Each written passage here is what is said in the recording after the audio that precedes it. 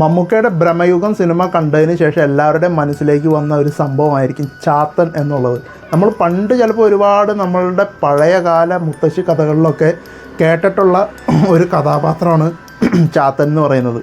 പക്ഷേ ഇപ്പോൾ കുറേ നാൾക്ക് ശേഷം ഇപ്പോൾ വീണ്ടും കേൾക്കുന്നത് ഈ ബ്രഹ്മയുഗം സിനിമയിലൂടെയാണ്.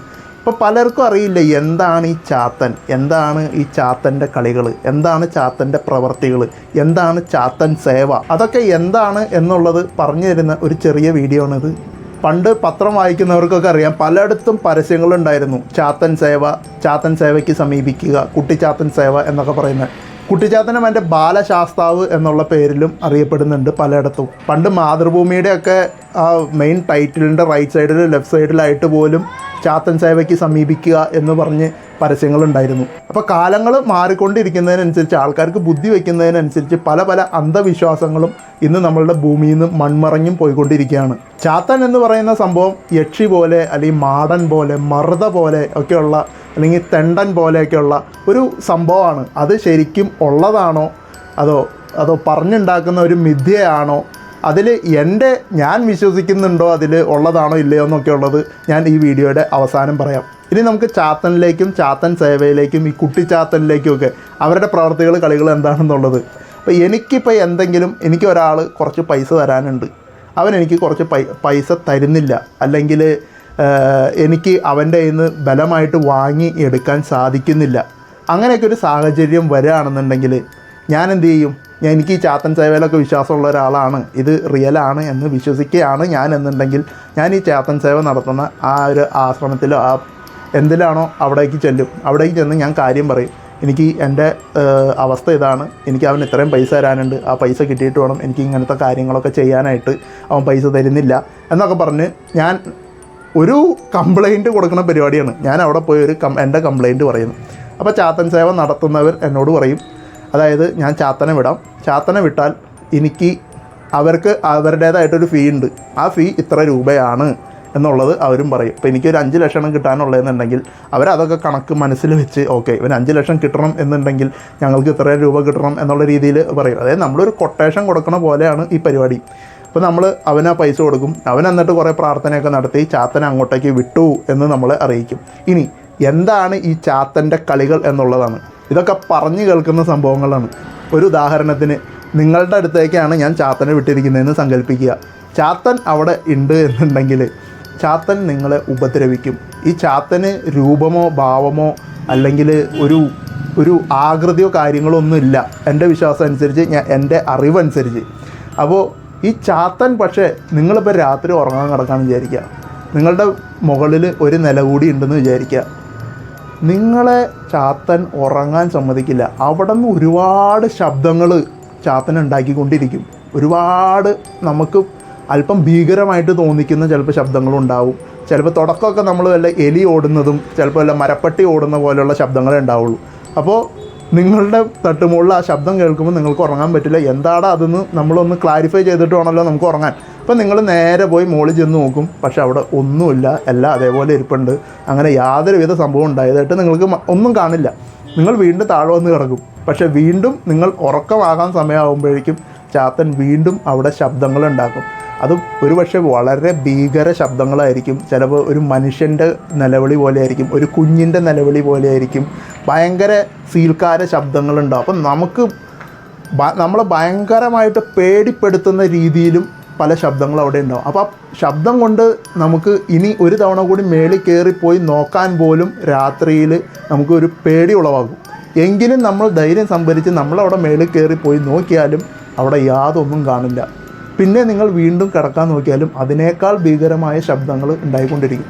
ചുരുക്കം പറഞ്ഞാൽ, നിങ്ങളെ ഒരു കാരണവശാലും ഉറങ്ങാൻ വിടാതെ നിങ്ങളുടെ ലൈഫിൽ നിന്ന് സമാധാനം എന്നുള്ള ഒരു സാധനം എന്നേക്കുമായിട്ട് നശിക്കുന്ന ഒരു അവസ്ഥയിലേക്ക് നിങ്ങളെത്തും. കാരണം നമുക്ക് ശാന്തമായിട്ട് ഉറങ്ങണമെന്നുണ്ടെങ്കിൽ, നല്ല പീസ്ഫുള്ളായിട്ട് ഉറങ്ങണം എന്നുണ്ടെങ്കിൽ, നമുക്ക് വലിയ കോലാഹലങ്ങളൊന്നും ഇല്ലാതെ ഒരു നല്ലൊരു അറ്റ്മോസ്ഫിയർ ആയിരിക്കണം. പക്ഷേ അതേ സമയത്ത് നമ്മളുടെ തട്ടുമ്പുറത്ത് നിന്ന് നമുക്ക്, മുകളിലെ നിലയിൽ നിന്ന് നമുക്ക് ഇത്തരം ഭീകര ശബ്ദങ്ങളൊക്കെ കേൾക്കുമ്പോൾ നമുക്ക് ഒരിക്കലും ഉറങ്ങാൻ പറ്റില്ല.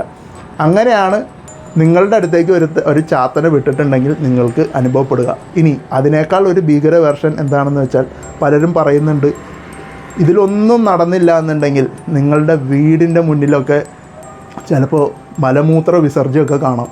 അത് എങ്ങനെ വന്നു, എവിടെ നിന്ന് വന്നു എന്നൊന്നും നിങ്ങൾ എങ്ങനെ അന്വേഷിച്ചാലും അത് കിട്ടാൻ പോകുന്നില്ല. അപ്പോൾ അതുകൊണ്ടൊന്നും നിങ്ങൾ വഴങ്ങുന്നില്ല, അതുകൊണ്ടൊന്നും നിങ്ങളുടെ സമാധാനം നശിക്കുന്നില്ല എന്നുണ്ടെങ്കിൽ നിങ്ങൾക്ക് ഓരോ തരത്തിലുള്ള അസുഖങ്ങൾ വന്നു തുടങ്ങും. ചിലപ്പോൾ നിങ്ങളുടെ മക്കൾക്ക് അസുഖം വന്നു തുടങ്ങും. അങ്ങനെ മൊത്തത്തിൽ നിങ്ങളുടെ ജീവിതത്തിനെ പൊറുതി മുട്ടിക്കും, നിങ്ങളുടെ സമാധാനം എന്നേക്കുമായിട്ട് നശിപ്പിക്കുന്ന ഒരു ഘട്ടത്തിലേക്ക് എത്തും.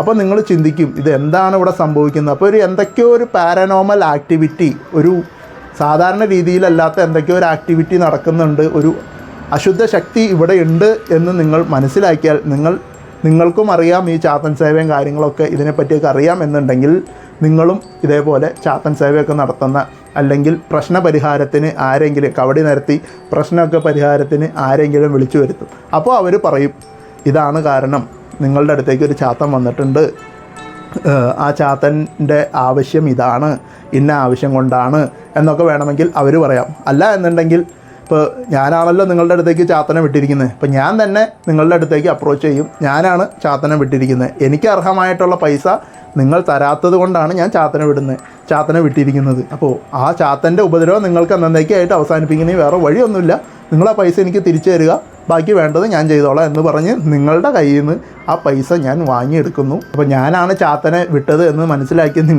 നിങ്ങൾ പൊറുതി മുട്ടിയിട്ട് ആ അവസാനം നിങ്ങൾ ആ പൈസ എനിക്ക് തരാനായിട്ട് നിങ്ങൾ നിർബന്ധിതരാകുന്നു. ആ പൈസ ഞാൻ നിങ്ങളുടെ കയ്യിൽ നിന്ന് വാങ്ങുന്നു, എനിക്ക് പൈസ കിട്ടിയ കാര്യം ഞാൻ ചാത്തൻ മഠത്തിൽ അറിയിക്കുന്നു. അപ്പോൾ ചാത്തൻ സേവ ചെയ്യുന്നവർ തിരിച്ച് അവരുടെ മന്ത്രശക്തിയും കാര്യങ്ങളൊക്കെ ഉപയോഗിച്ച് ആ ചാത്തനെ അവിടെ നിന്ന് തിരിച്ചു വിളിക്കുന്നു. അവർ സമാധാനമായിട്ട് ജീവിക്കുന്നു, ഇവർക്ക് പൈസ കിട്ടുന്നു, എൻ്റെ പൈസ എനിക്കും തിരിച്ചു കിട്ടുന്നു, അതിൻ്റെ ഒരു അംശമാണ് ഞാൻ ഇവർക്ക് കൊടുത്തത്. അപ്പോൾ എല്ലാവർക്കും ഒരു വിൻ വിൻ സിറ്റുവേഷൻ എന്നുള്ള രീതിയിൽ അവിടെ ചാത്തൻ്റെ കളികൾ അവസാനിക്കുന്നു. എൻ്റെയൊക്കെ കുട്ടിക്കാലത്ത് അങ്ങനത്തെ ഒരുപാട് കഥകൾ ഞാൻ കേട്ട് വളർന്നിട്ടുണ്ട്. അപ്പം അന്നൊക്കെ എനിക്ക് സത്യം പറഞ്ഞാൽ ഈ സാധനമൊക്കെ കേൾക്കുമ്പോൾ എനിക്ക് ഭയങ്കര പേടിയായിരുന്നു. ഈ സാധനമൊക്കെ നമ്മളുടെ ലൈഫിലേക്ക് വന്നാൽ നമുക്ക് ഇതൊക്കെ എങ്ങനെ നമ്മൾ ഹാൻഡിൽ ചെയ്യും എന്നൊക്കെയുള്ള ഭയങ്കര ഒരു പേടിയും കാര്യങ്ങളൊക്കെ ആയിരുന്നു. അപ്പം അന്ന് കേട്ട കഥകളിൽ ഇന്ന് എൻ്റെ ഓർമ്മയിലുള്ള ഒരു കഥയാണ്. ഒരു വീട്ടിൽ ഇതേപോലെ ഇങ്ങനെ ചാത്തൻ്റെ ഉപദ്രവം ഉണ്ട് എന്നറിഞ്ഞ് അങ്ങനത്തെ പല ഉപദ്രവങ്ങളും വന്നപ്പോൾ ഇത് ചാത്തൻ്റെ ഉപദ്രവമായിരിക്കും എന്ന് അവർ വിശ്വസിച്ച് ഇതിനെപ്പറ്റി അറിയാവുന്ന ഒരാൾ ആ വീട്ടിലേക്ക് കൊണ്ടുവന്നു. അപ്പോൾ അയാൾ ആ തട്ടുംപുറത്ത് മുകളിലേക്ക് കയറാൻ നേരത്ത് സ്റ്റെപ്പ് കയറുന്നതിനനുസരിച്ച് കയറുന്ന സമയത്ത് പെട്ടെന്ന് അയാൾ മുകളിലേക്ക് നോക്കിയപ്പോൾ ഒരു തൂമ്പ വന്ന് അയാളുടെ മൂക്കിനെ ലക്ഷ്യമായിട്ട് ആഞ്ഞ് വീശുന്നതാണ് കാണുന്നതെന്ന് പറയണത്. അത് കണ്ട് പേടിച്ച് പുള്ളി പിന്നിലേക്ക് മറിഞ്ഞു വീണു. പുള്ളിക്ക് ഒരുപാട് പരിക്കൊക്കെ പറ്റി. പക്ഷേ വേറെ ആരോ പോയി കയറി നോക്കിയപ്പോൾ അവിടെ അങ്ങനത്തെ ഒരു സംഭവമേ ഇല്ല, മുകളിൽ ഒരാളും ഇല്ല, ഒന്നുമില്ല. അപ്പോൾ ഇങ്ങനത്തെ പല രീതിയിൽ നമ്മളെ ഒരു ഇല്യൂഷനിലേക്കൊക്കെ കൊണ്ടുപോകാൻ ഈ ചാത്തന് സാധിക്കും എന്നാണ് പറയണത്. പിന്നെ ഒരു കഥ കേട്ടതെന്ന് പറഞ്ഞാൽ അവിടെ ഒരു ചാത്തനുള്ള വീട്ടിൽ അവിടെ ചെന്നിട്ട് ഇവിടെ ചാത്തനുണ്ടല്ലോ, എന്താണ് ചാത്തൻ്റെ ആവശ്യം എന്നൊക്കെ ഇവർക്ക് ചാത്തനുമായിട്ട് സംവദിക്കാൻ പറ്റുമെന്നൊക്കെയാണ് പറയണേ. അപ്പോൾ ഇവർക്ക് മനസ്സിലായി ഇവർ 2 കൂട്ടുകാർക്ക് പൈസ കൊടുക്കാനുണ്ട്. അപ്പോൾ ഇതിലേത് കൂട്ടരാണ് ചാത്തനെ വിട്ടിരിക്കുന്നത് എന്ന് മാത്രമാണ് ഇവർക്ക് അറിയേണ്ടതുള്ളൂ. അപ്പോൾ ആ വന്ന കഴിവുള്ള മനുഷ്യൻ ഒരു കയ്യിൽ വെറ്റിലയും ഒരു കയ്യിൽ ജാതിയിലയും വെച്ചിട്ട് ഇതിൽ ഇന്ന കൂട്ടരാണ് ഇവിടേക്ക് ചാത്തനെ വിട്ടതെന്നുണ്ടെങ്കിൽ ഈ ഇല താഴെ പോട്ടെ, മറ്റേ കൂട്ടരാണ് ഈ ചാത്തനെ വിട്ടതെന്നുണ്ടെങ്കിൽ ഈ ഇല താഴെ പോട്ടെ എന്ന് പറഞ്ഞപ്പോൾ അതിലൊരു ഇലയൊക്കെ താഴെ പോയി. അതുകൊണ്ട് പിന്നെ ഇവരാണ് വിട്ടത് എന്നറിഞ്ഞ് ആ പ്രശ്നം പരിഹരിച്ച് ചാത്തൻ്റെ ഉപദ്രവം അവസാനിപ്പിച്ചു എന്നൊക്കെയുള്ള ഒരുപാട് കഥകൾ, ഇതിനേക്കാളൊക്കെ വലിയ വലിയ കഥകളും നമ്മുടെ നാട്ടിൽ ഒരു കാലത്ത് ഉണ്ടായിരുന്നു. എൻ്റെ വ്യക്തിപരമായ അഭിപ്രായത്തിൽ ഇതൊക്കെ വെറുതെ ആൾക്കാരെ പറ്റിക്കാനുള്ള ഓരോ പൈസ ഉണ്ടാക്കാനുള്ള ഓരോ അടവുകളാണ്. അല്ലാണ്ട് ഇതിൻ്റെ പിന്നിൽ യാതൊരുവിധ സത്യവുമില്ല. ഇതൊക്കെ മിഥ്യകളാണ്. ചാത്തനുമില്ല, യക്ഷിയില്ല, മാടനുമില്ല, മറുതയില്ല, തെണ്ടനുമില്ല, ഒരു തേങ്ങയില്ല, ഒരു മാങ്ങയില്ല. നിങ്ങളെ പേടിപ്പിക്കാൻ വേണ്ടി ഓരോരുത്തരും പറഞ്ഞുണ്ടാക്കുന്ന ഓരോ കെട്ടുകഥകൾ മാത്രമാണ്. പിന്നെ പണ്ടൊക്കെ പിള്ളേരെ പറഞ്ഞ് പേടിപ്പിക്കാൻ, ചോറ് കഴിക്കാനൊക്കെ വേണ്ടി വാശി പിടിക്കുന്നവരെ ഒന്ന് പേടിപ്പിക്കാൻ, ചാത്തൻ വരുന്നുണ്ട്, യക്ഷി വരുന്നുണ്ട്, മാടൻ വരുന്നുണ്ട് എന്നൊക്കെ പറഞ്ഞ് അവർക്ക് വായ തോന്നുന്ന രീതിയിൽ ആ പിള്ളേരെ പേടിപ്പിക്കാൻ വേണ്ടി പറഞ്ഞുണ്ടാക്കിയ കഥാപാത്രങ്ങളൊക്കെയാണ് ഇത് എന്നുള്ളതാണ് എൻ്റെ ഒരു വിശ്വാസം. അത് ചിലപ്പോൾ എൻ്റെ അറിവ് കുറവുകൊണ്ടുകൂടി ആയിരിക്കാം. അതിൽ എതിരഭിപ്രായം ഉള്ളവർ ആരെങ്കിലും ഉണ്ട് എന്നുണ്ടെങ്കിൽ തീർച്ചയായിട്ടും നമ്മളെ കമൻറ്റ് ബോക്സിലൂടെ അറിയിക്കുക. അല്ലാതെ ഇതിനെ വെച്ച്, ചാത്തനെ വെച്ചായാലും യക്ഷീനെ വെച്ചായാലും വേറൊരാൾക്ക് ഒരു ഉപദ്രവമൊക്കെ ഉണ്ടാക്കാൻ സാധിക്കും എന്നൊക്കെ പറയുന്നത് വെറും അന്ധവിശ്വാസങ്ങളാണ്. ഇനി അത് വെച്ച് പണ്ട് ചാത്തൻ സേവ കൊണ്ട് എന്തെങ്കിലുമൊക്കെ കാര്യങ്ങളൊക്കെ നേടിയിട്ടുണ്ട് എന്ന് പറഞ്ഞ് അവകാശപ്പെടുന്നവരൊക്കെ അതൊക്കെ വെറും എന്താ പറയുക, പറഞ്ഞുണ്ടാക്കുന്ന കഥകൾ മാത്രമേ എന്ന് എനിക്ക് പറയാനുള്ളൂ. ഇപ്പോൾ എനിക്ക് ഒരുത്തനോടൊരു വൈരാഗ്യമുണ്ട്, ഞാൻ ചാത്തനെ വിട്ടു എന്നൊക്കെ പറഞ്ഞ് ഒരു സ്ഥലത്ത് പോയി ഞാൻ ചാത്തൻ സേവ സ്ഥലത്ത് പോയിട്ട് ചാത്തനെ അങ്ങോട്ടേക്ക് വിട്ട് അവനെ ഉപദ്രവിച്ചു എന്നൊക്കെ ഈ ചാത്തൻ സേവ നടത്തുന്നവർ എന്നോട് ചിലപ്പോൾ പറയും. അവൻ്റെ കാലക്കേടിന് അവന് ചിലപ്പോൾ എന്തെങ്കിലും ഒരു ആക്സിഡൻറ്റ് ഉണ്ടാവും. അപ്പം ഞാനെന്ത് വിചാരിക്കും, ഇവിടുന്ന് ചാത്തൻ പോയി അവനെ ആക്സിഡൻറ്റിലാക്കിയതാണ് എന്നുള്ള ഒരു മിഥ്യാധാരണ എൻ്റെ മനസ്സിലുണ്ടാവും. അപ്പോൾ എനിക്ക് ചാത്തനിലോ അല്ലെങ്കിൽ ഇങ്ങനത്തെ ഈ പറയുന്ന ആഭിചാര ക്രിയകളിലോ കാര്യങ്ങളിലോ ഒക്കെ എനിക്ക് ഭയങ്കരമായിട്ട് ഒരു വിശ്വാസം ഉണ്ടാവും. അങ്ങനെയാണ് ഈ ഒരു സംഭവത്തിന് ആൾക്കാർ വിശ്വസിച്ച് പോകുന്നത്. ഇപ്പോൾ ചാത്തൻ എന്താണ്, ചാത്തൻ സേവ എന്താണ് എന്നൊക്കെ ഉള്ളതിനെ പറ്റിയുള്ള ചെറിയൊരു അറിവ് നിങ്ങൾക്ക് കിട്ടി എന്ന് ഞാൻ വിശ്വസിക്കുന്നു. പക്ഷേ ബ്രഹ്മയുഗ സിനിമയിൽ ചാത്തൻ എന്ന സാധനത്തിനെ രൂപമായിട്ട് തന്നെ കാണിക്കുന്നുണ്ട് കേട്ടോ. ആ ചാത്തൻ വേറൊരാളുടെ ശരീരത്തിൽ കയറുന്നു എന്നുള്ള രീതിയിലൊക്കെയാണ് കാണിക്കുന്നത്. പക്ഷേ അതാ സിനിമ എഴുത്തുകാരൻ്റെയും സംവിധായകൻ്റെയും ഭാവനയാണ്. ചാത്തൻ ഇങ്ങനെ ആയിരിക്കണമെന്ന് നമുക്ക് വാശി പിടിക്കാൻ പറ്റില്ല. അതൊരു സാങ്കല്പിക കഥാപാത്രം ആയതുകൊണ്ട് അത് അവരുടെ ഭാവനയിൽ എങ്ങനെ വേണമെങ്കിലും അതിനെ അവതരിപ്പിക്കാം. അതുകൊണ്ട് അവരെ തെറ്റു പറയാൻ പറ്റില്ല. അപ്പോൾ ചാത്തൻ്റെ കളികളുടെ ഈ വീഡിയോ ഇഷ്ടമായിരിക്കുന്നുണ്ടെങ്കിൽ ലൈക്ക് ചെയ്യുക, ഷെയർ ചെയ്യുക, സബ്സ്ക്രൈബ് ചെയ്യാത്ത സുഹൃത്തുക്കൾ നമ്മുടെ ചാനൽ സബ്സ്ക്രൈബ് ചെയ്ത് നമ്മളെ സപ്പോർട്ട് ചെയ്യുക. അതോ നമ്മുടെ വീഡിയോസ് ഇഷ്ടമാകുന്നില്ലെങ്കിൽ ഡിസ്ലൈക്കും ചെയ്യാവുന്നതാണ്. സബ്സ്ക്രൈബ് ചെയ്യുന്നതിനോടൊപ്പം തന്നെ ആ ബെൽ ബട്ടൺ കൂടി എനേബിൾ ചെയ്ത് വെക്കുക. ഇന്നത്തെ വീഡിയോയിൽ നമുക്ക് ഇത്രയൊക്കെ പറയാനുള്ളൂ. അപ്പോൾ ഇതിൽ മനോഹരമായ മറ്റൊരു വിശേഷമായി നമുക്കിനി അടുത്ത വീഡിയോയിൽ കാണാം. അപ്പോൾ അങ്ങനെ കാര്യങ്ങൾ താർക്കാമല്ലേ. ബൈ.